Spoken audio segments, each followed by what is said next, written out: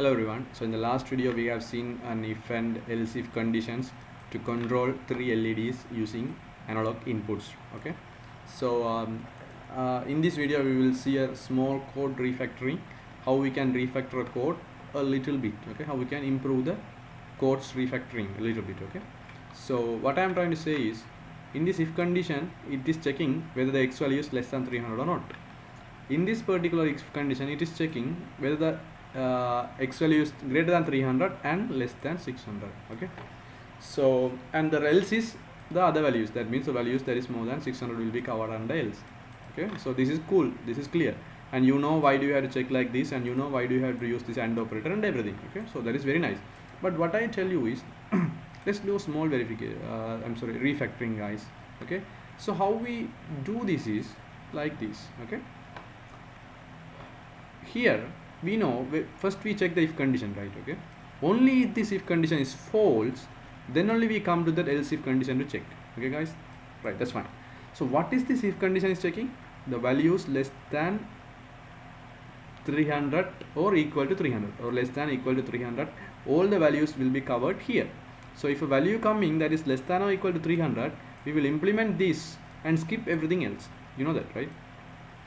So let's say if this become false, you see this, guys. Okay, so if this become false, what is the meaning of this? The value is not less than or equal to 300, that is why this become false.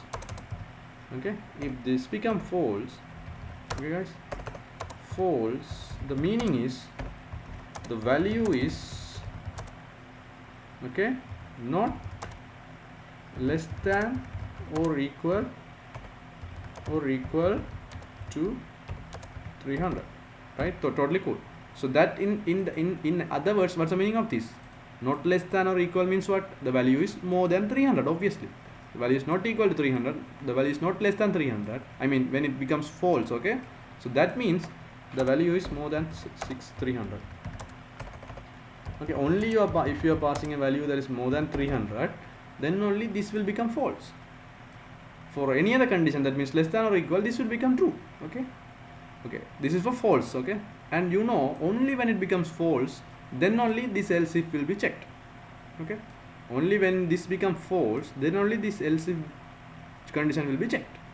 Okay, so there are two things. One thing, this is become false, that means the value is more than 300, and then only when it is become false, or in other words, only if the value is more than 300, the else if condition will be checked.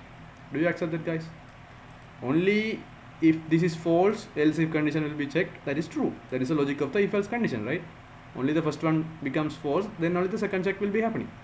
Only if the second is also false, then only the third one will be happening, right? The else or whatever. Okay, so only if this is false, this is going to be checked, otherwise it will be skipped. Okay, so let's say if this is false, then it will be checked. So what is the meaning of this is false? That means the value is more than 300 according to our logic. Okay, so in another word, we can say only if the value is more than 300, this check will happen. Why? If the value is more than 300, this will become false, and the next else if will be running. Okay, so we will know when the next else if is running, the value is obviously more than 300. The value that is coming to the next else if will be obviously more than 300. There's no question on that, right? You get the point? Otherwise this else if will not work, even checked, because this became true, so we skipped everything. If we come into this checking, we know the value is more than 300. Why? Because the previous one was false, that means the value is more than 300. That's why the previous one is false. That is why the next else if check is happening. So when the next else if check is happening, we know the value is more than 300. Okay guys, so I'm repeating it again and again so that you can catch up at least in one at any of these attempt, right? Okay, so you know this. Okay, so I repeat, when the else if is happening, we now clearly know the value is more than 300. Okay, so since we know the next, when we check the x inside the else if, since we know the x value is obviously more than 300, do we have to check it is more than 300 or not? Do we have to have this check? That's what I'm asking. Do we have to check? Please make, guys, if it is more than 300 and if it is less than 600, only if both are true, please go for true. So do we have to do this check? That's my question. No, right? Because we already know this is more than 300. Okay, so only if we check whether it is less than 600, then our range will be covered. Okay guys, so what I am trying to do is I will delete this and I will add only this. Okay, so now you see we know the x value is more than 300. There's no question on that. Okay, obviously more than 300, that means 300 plus in this direction. Okay, so what I am doing is, I mean, when the else if is running, we know the value of x is more than 300. There's no question on that. So what I have to check the other limit. What is other limit? 600. So what I do is I am checking whether it is less than 600 or not, because more than 300 can even be 800 or 900, but we have to prevent this, right? I want the range that is more than 300 and less than 600. Okay, that means in between 300 and 600. So I have to check this anyway. This thing is not validated anyway, right? Here we don't know whether it is less than 600 or not. We don't know. We only know this is more than 300. So since we know this is more than 300, we only have to check the upper boundary. That's enough.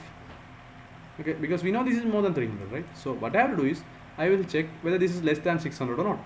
So x is already more than 300, and if it is less than 600, we know x is in between 300 and 600. So only if we do this check here, this will be totally enough, guys. Okay, so this is a quite nice refactoring, because you will get the point. And this thing can be done only with a continuous if else chain. Okay, if you are doing a separate if that is not connected with this if condition, then you have to go for the x is greater than 300 and less than 600 and keyword. Okay, so if you don't understand that, just skip it, guys. So I hope you understand what I am telling up to now, right? If and else if else. Okay, so this scenario can be done only these are connected with each other. Okay, if husband is checking 300, then wife can check for 600. That is enough. Okay, if these guys are not husband and wife, that means if this is a separate if condition and there is no else, and if this is another separate if condition, then you have to add everything, because if there are two separate if conditions, then what will happen? Whether it is checked or not, next one is also be checked. Okay, so they are not connected to each other, but these guys are connected to each other, so we can take a benefit out of this condition check. We can use that benefit here using a key factoring, guys. Okay, refactoring scenario. So I hope you guys understood that. If you don't understand, just don't worry, you can still use that and keyword and both condition checks. Okay, 300 check and the AND operator also. Okay, so I hope you guys understood what I was telling. So let's do a quick demo to see this is working or not. Not in this video, we will do a quick demo in the upcoming video, guys. Okay guys, so I hope you understood. If you don't understand, just rewatch the video, you will get the point. So I will do the demo in the next video, guys. I will catch you up in the next video, guys. Until then, stay safe, take care, guys.